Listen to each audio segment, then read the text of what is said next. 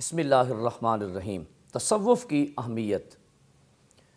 قرآن پاک میں اللہ کریم نے تصوف کی اہمیت کو بیان کیا، جیسا کہ میں پچھلے درس میں یہ بات بیان کر چکا ہوں کہ تصوف کیا ہے۔ تصوف دل کی پاکیزگی اور طہارت کا نام ہے۔ تو آج کے درس میں تصوف کی اہمیت کو بیان کر رہا ہوں۔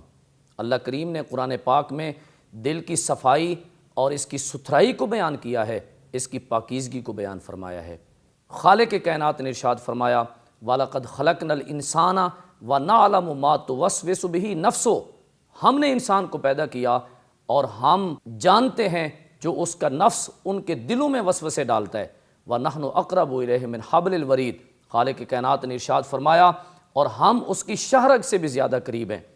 مفسرین کرام فرماتے ہیں اس کا ایک معنی یہ ہے کہ ہم انسان کے دلوں کے رازوں سے بھی ہم انسان سے زیادہ واقف ہیں۔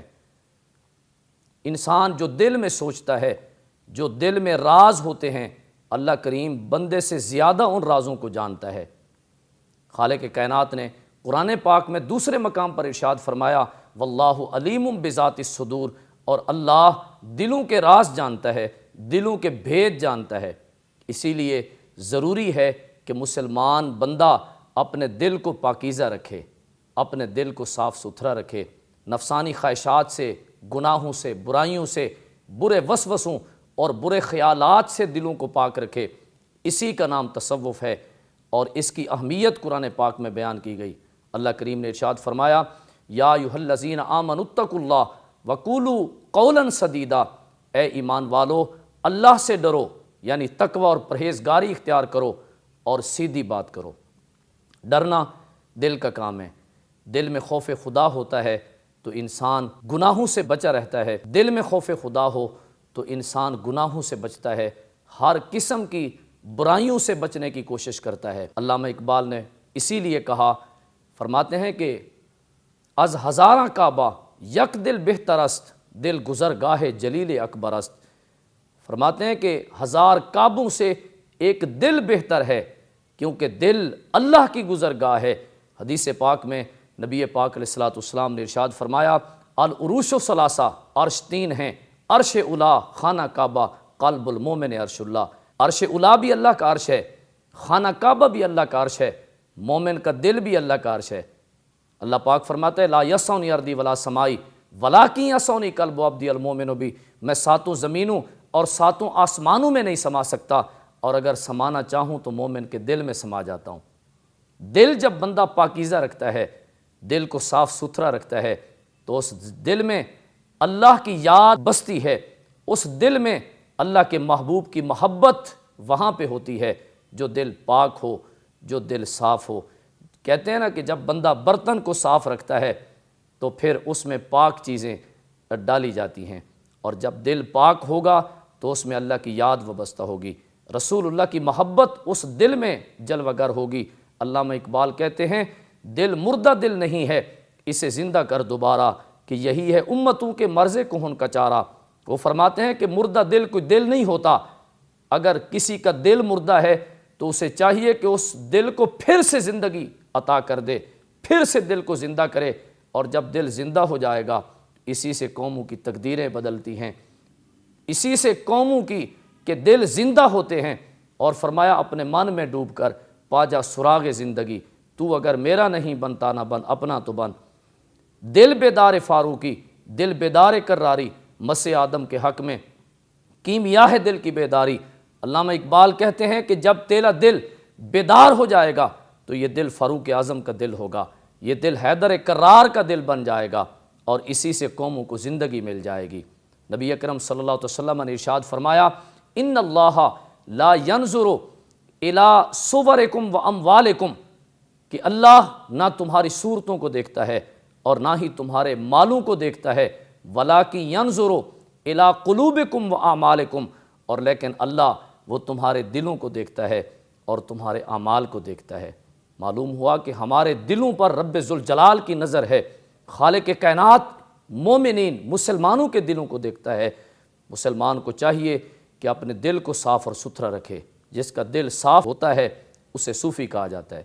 حضرت نعمان بن بشیر رضی اللہ تعالیٰ عنہ سے یہ حدیث پاک روایت ہے، نبی اکرم صلی اللہ علیہ وسلم نے ارشاد فرمایا الا و ان فی الجسد مضغۃ، میرے آقا فرماتے ہیں سنو کہ بے شک جسم میں ایک گوشت کا لوتھڑا ہے، اذا صلحت صلح الجسد کلہ و اذا فسدت فسد الجسد کلہ، میرے آقا فرماتے ہیں کہ جب وہ گوشت کا لوتھڑا درست رہتا ہے تو بندے کا پورا جسم درست رہتا ہے، اور اگر وہ گوشت کا لوتھڑا فاسد ہو جائے تو پورا جسم ہی فساد کا شکار ہو جاتا ہے۔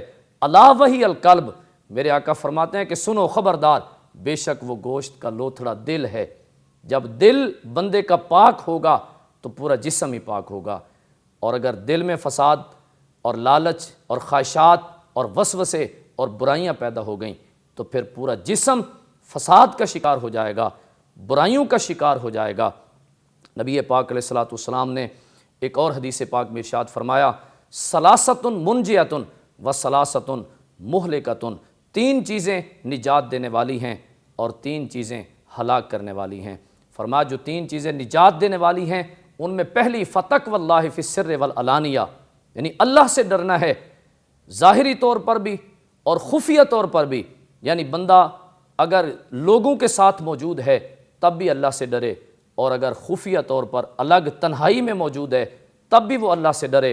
اور دوسری بات نبی پاک صلی اللہ علیہ وسلم نے فرمائی جو چیز نجات دینے والی ہے القول بالحق، میرے آقا فرماتے ہیں کہ فی الرضا والسخط، کہ رضامندی میں اور ناراضگی میں دونوں حالتوں میں بندے کو حق بات کرنی چاہیے، یعنی یہ نہیں سوچنا چاہیے کہ اگر میں حق بات بیان کروں گا تو لوگ ناراض ہو جائیں گے یا لوگ راضی ہو جائیں گے، اس چیز کو نہیں دیکھنا، بلکہ انسان کو چاہیے کہ چاہے لوگ ناراض ہوں یا خوشی کی حالت میں ہوں، دونوں صورتوں میں بندے کو حق بات بیان کرنی چاہیے، یہی اس کو نجات دیتی ہے۔ اور تیسری چیز جو نجات دینے والی ہے، نبی پاک علیہ الصلوۃ والسلام نے ارشاد فرمایا والقصد فی الغنا والفقر، کہ مالداری کی حالت ہو یا انسان پر فقر کی حالت ہو، محتاجی کی حالت ہو، دونوں حالتوں میں اس کو میانہ روی اختیار کرنی چاہیے۔ جب میانہ روی اختیار کرے گا تو یہ اس کو نجات دے گی۔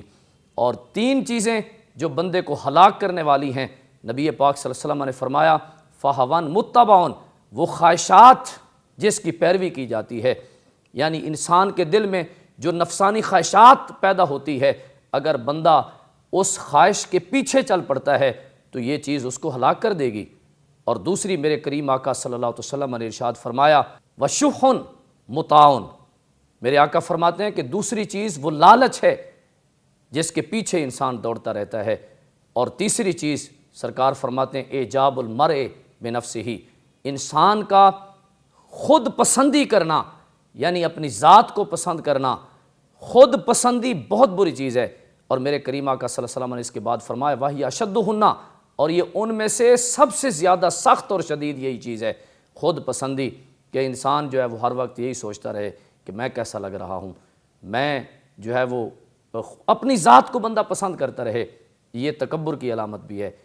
یہ تینوں چیزیں اس وقت حاصل ہوتی ہیں کہ جب بندے کا دل پاک نہ ہو، اور جب بندے کا دل پاک ہوتا ہے تو پھر نہ تو نفسانی خواہشات پر عمل پیرا ہوتا ہے اور نہ ہی اس کے دل میں لالچ ہوتی ہے اور نہ ہی خود پسندی اور تکبر ہوتا ہے۔ اللہ کریم ہم سب کے دلوں کو پاکیزہ فرمائے، یہی تصوف کی اہمیت ہے کہ دل کو پاک رکھنا، پرہیزگاری اختیار کرنا، دل کو روشن کرنا۔ اللہ کریم ہم سب کے دلوں کو روشن و منور فرمائے۔ وما علیہ الا البلاغ۔